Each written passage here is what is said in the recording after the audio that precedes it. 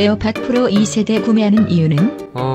나온지 오래돼서? 안녕하세요, 편안한 IT 리뷰 더신자입니다. 최근에 아이폰 14 시리즈와 함께 에어팟 프로 2세대도 공개되었죠. 전작인 에어팟 프로 1세대가 2019년 10월에 출시되었으니까 무려 3년 만에 후속작이 출시된 겁니다. 엄청 오래됐죠. 물론 이제 에어팟 프로 자체가 처음 출시부터 완성도가 상당히 좋아서 현재까지도 레퍼런스로 다른 무선 이어폰과 비교되기도 하고 아직까지도 좋은 점들이 있을 정도입니다. 하지만 이번에 에어팟 프로 2세대가 공개되고 이건 구매를 해야겠다고 마음먹게 한 기능들이 있는데 그것들에 대해 간단히 이야기를 해보도록 할게요.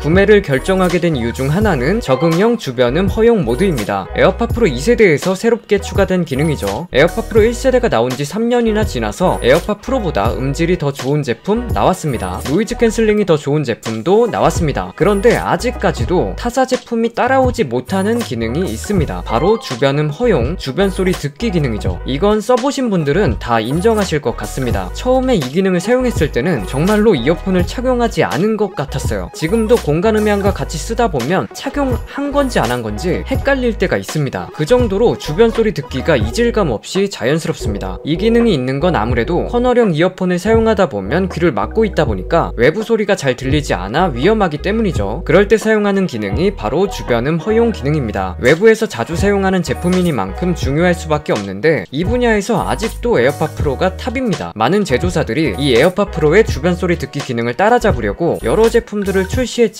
아직 이질감이 남아있거든요. 그래도 정말 많이 따라잡았다고 생각을 합니다. 그런데 애플에서는 에어팟 프로 2세대에 이걸 넘어서는 기능을 넣었더라고요. 그게 바로 적응형 주변음 허용입니다. 이번에 에어팟 프로 2세대를 표현하는 문구가 듣는다는 것을 다시 생각하다 입니다. 이 문구가 주변음 허용 기능에만 국한된 문구는 아니겠지만 우리가 주변 소리를 듣는다고 생각하면 당연하게도 아무것도 안 낀 것처럼 내가 이어폰을 꼈지만 안 낀 것처럼 자연스럽게 이게 중심이잖아요. 근데 애플은 이걸 다시 생각해보자. 주변 소리를 잘 들려주는 것이 좋지만 엄청나게 시끄러운 공사장 소리 같은 것까지 자세하게 들을 필요가 있냐는 것 같아요. 근데 생각해보면 또 이게 맞는 것 같거든요. 할 수 있으면 좋은 건데 하기가 어려워서 그런 거지. 이번 에어팟 프로 2세대에는 새로운 H2 칩이 탑재되었고 덕분에 공사장 소리, 전동 공구, 사이렌 소리 같은 시끄러운 소음을 최소화하는 게 가능해졌다고 합니다. 주변음은 더 잘 들려주면서도 듣기 싫은 소리만 최소화해주겠다는 거죠. 이게 1초당 48,000번 분석해주기 때문에 가능한 일이라고 합니다. 초당 48,000번 연산해서 시끄러운 소리만 쳐내는 거죠. 확실히 이건 강력한 프로세서가 있기에 가능한 기능이라고 생각을 합니다. 소니에도 이것과 같은 맥락은 아닌데 이런 기능은 있어요. 주변 소리 듣기의 강도를 조절한다거나 음성만 또렷하게 들려준다거나 하는 기능이 있습니다. 분명 좋은 기능이지만 이게 공사장 소음 같은 걸 잘 걸러주지는 않거든요. 소니 디스하는 게 아니고 기능의 차이가 있다는 겁니다. 저 소니 항상 작업할 때 잘 씁니다. 짱짱맨. 두 번째는 볼륨 조절 기능.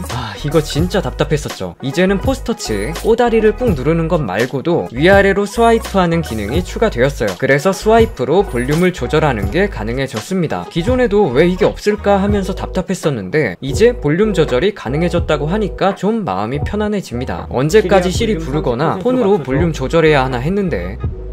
세 번째는 역시 노이즈 캔슬링 기능입니다. 이번에 이전 세대 대비해서 최대 2배가 좋아졌다고 말을 했죠. 물론 2배라는 것은 엄청 발전된 큰 수치이지만 체감으로 얼마나 좋아졌는지는 직접 들어봐야 할 것 같습니다. 2배라고 해도 엄청나게 다이나믹한 변화는 아닐 수도 있다는 거죠. 그래도 3년 전 출시 제품임에도 노캔이 아직까지도 좋았던 것을 감안하면 확실히 기대를 안 하기도 어려운 부분인 것 같습니다. 새로운 H2 칩을 통해 분명 성능이 개선이 되었을 테니까요. 엑스스몰 이어 TV 추가되기도 했고, 네 번째는 부가 기능입니다. 일단 케이스에 내장형 스피커가 탑재되었죠. 가끔 주머니에 있는 에어팟을 찾지 못하거나 어디에 뒀는지 깜빡할 때가 있거든요. 간혹 있습니다. 그럴 때 좀 쉽게 찾을 수 있으면 좋겠다 싶을 때가 있는데 케이스 자체에 스피커가 탑재되면서 에어팟 프로 2세대를 쉽게 찾을 수 있게 되었습니다. 여기로 페어링이라든가 배터리가 부족하다든가 하면 소리로 알려주기도 한다고 합니다. 또 충전도 맥세이프 가능해졌고 일반 치 무선 충전도 가능해졌고 여기에 애플워치 충전기 충전기로도 충전이 가능해졌습니다. 여행 갈 때 애플워치 충전기 가지고 다니잖아요. 같이 사용하면 좋겠죠.